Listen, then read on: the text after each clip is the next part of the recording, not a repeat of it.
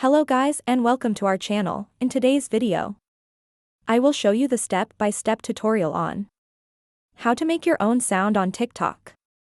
So by the end of this video, you will learn how to do them, so without further ado, let's get into it.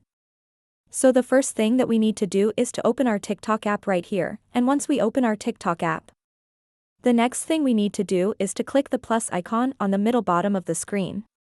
Once we click that, just create or upload a video that you will post on TikTok.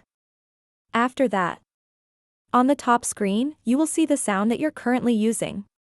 Click it and then on the bottom left of your screen you will see original sound. All you have to do is to click it and make sure it's enabled. After that you are now good to go. So that's basically it for this video. Thank you guys for watching. I hope you learned something and please, don't forget to like and subscribe. Have a great day everyone.